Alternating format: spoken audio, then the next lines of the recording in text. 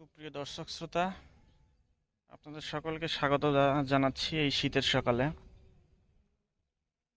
মাত্র ফজরের নামাজ পড়ে আমি একটু ছাদে এসেছি। ছাদে এসে চারপাশের যে অবস্থাটা দেখতেছি আমি দেখে পুরোই হতবাক। কারণ হঠাৎ আজকে সকালে এত পরিমাণ কুয়াশা পড়তেছে যে চারদিকে কোনো কিছু দেখা যাচ্ছে না। আপনারা হয়তো বা খেয়াল করতেছেন।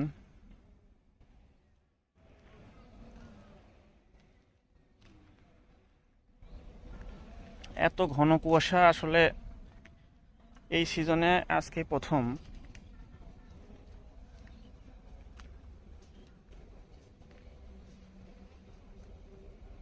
শীতের আগমনী বার্তা জানাচ্ছে এই কুয়াশা। মোটামুটি সেপ্টেম্বর মাসের মাঝামাঝি সময় পার করতেছি আমরা। হয়তোবা আর অক্টোবরের প্রথম উইকের মধ্যে হয়তোবা এরকম ঠান্ডার একটা আমেজ চলে আসবে। দেখুন, এখানে সিলেট কুমিল্লা হাইওয়ে এটা।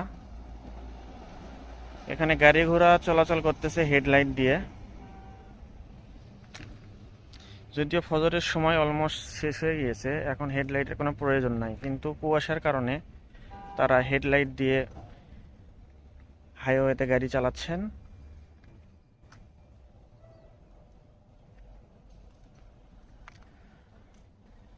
মোটামুটি আমি খুব হতবাক হয়ে গিয়েছি যে আজকে হঠাৎ করে এত কুয়াশা পড়তেছে।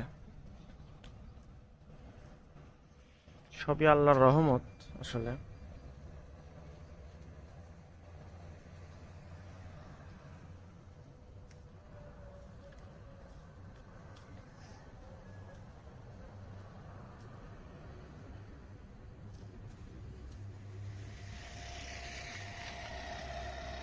আসলে সত্যি বলতে একটা সময় শীত প্রচন্ড ভয় পেতাম।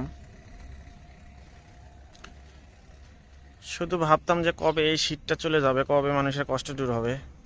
কিন্তু গরমও এবার কম হয় নাই, প্রচন্ড গরম হয়েছে। তো সর্বোপরি শীতের আমেজই অন্যরকম। শীতের মধ্যে বিভিন্ন রকম পিঠাপুলির উৎসব চলে, বিভিন্ন ধরনের পিঠা খাওয়া যায়।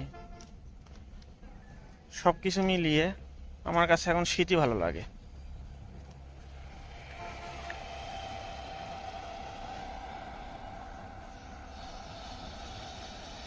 দেখুন, প্রত্যেকটা গাড়ি ঘোড়া চলতেছে তাদের হেডলাইট দিয়ে। হেডলাইটের আলো ঠিক মতো বোঝা যাচ্ছে না, তার মানে আপনারা চিন্তা করুন যে কুয়াশার তীব্রতা কতটুকু। হঠাৎ করেই এমন কুয়াশা আজকে।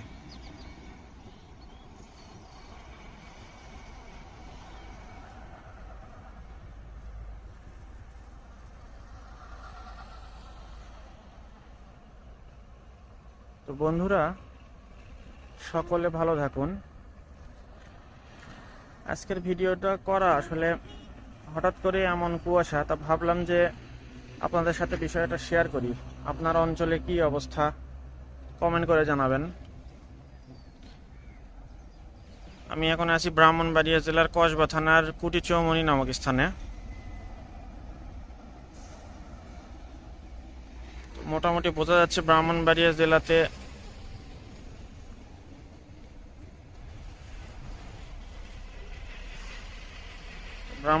জেলায় কুয়াশায় এই অবস্থা। আপনার এলাকায় কি অবস্থা আপনারা কমেন্ট করে জানাবেন।